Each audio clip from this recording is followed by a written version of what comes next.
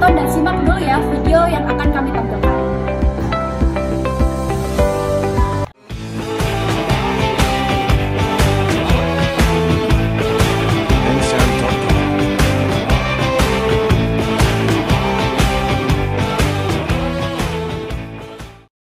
Berawal dari kisah cinta pandangan pertama Arini dan Pras yang berlanjut ke jenjang pernikahan, sehingga mendatangkan kebahagiaan dengan adanya seorang putri kecil yang cantik yang bernama Nadia.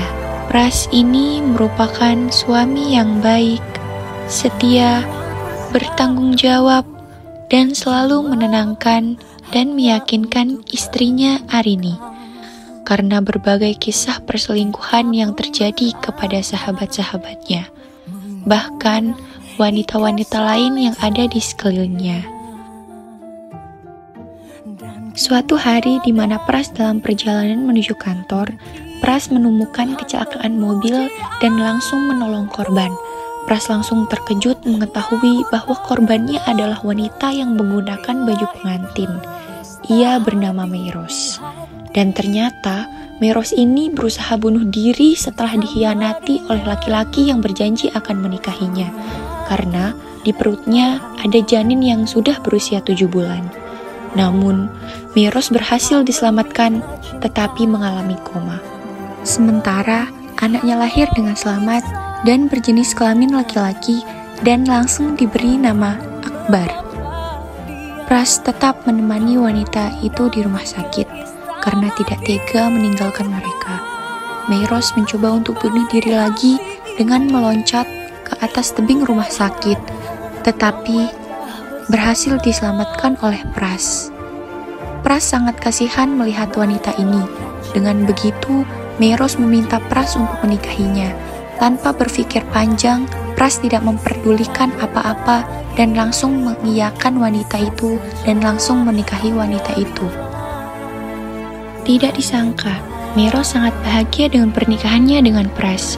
Meros sangat terharu dan bahagia sudah dinikahi oleh laki-laki sebaik Pras.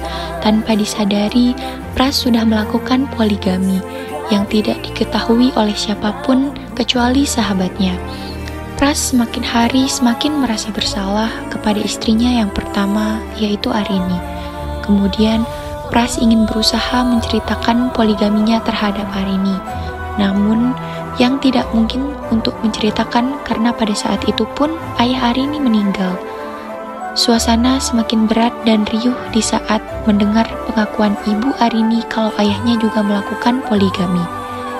Demi kebahagiaan Arini, ibunya merahasiakan poligami ayahnya dan ikhlas menerima takdir. Tetapi sampai akhirnya kenyataan poligami Pras diketahui sendiri oleh istrinya Arini. Rumah tangga kecil yang indah dan harmonis seketika runtuh dan hancur. Cinta untuk dibagi, tak semua hati siap berbagi. Mungkin bisa saja hanya bila Tuhan yang mau.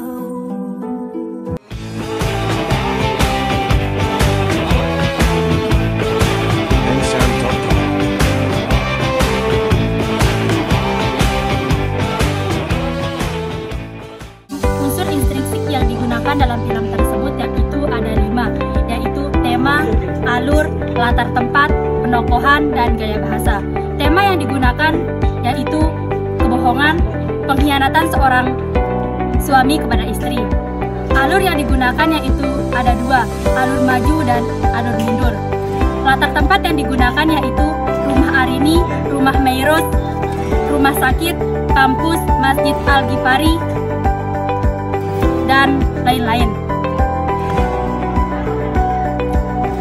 Selanjutnya ada penokohan. Tokoh utamanya yaitu Arini dan Pras, sedangkan tokoh tambahan ayah dan ibu Arini, Nadia, Adam, Putri, Putra, Mei, Ros, Andika, dan sahabat Arini selanjutnya.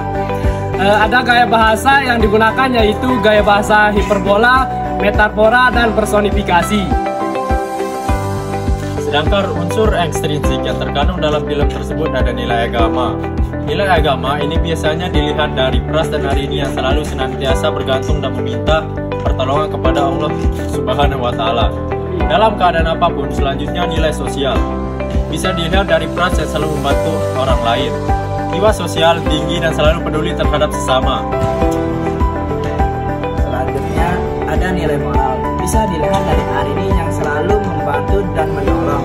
Selanjutnya ada nilai pendidikan. Bisa dilihat dari Arini yang selalu mengajarkan literasi kepada anak didiknya, nilai budaya, dan bisa dilihat dari kebiasaan Arini yang selalu mengajarkan kepada anak didiknya tentang apa itu saling menghargai, toleransi satu sama lain.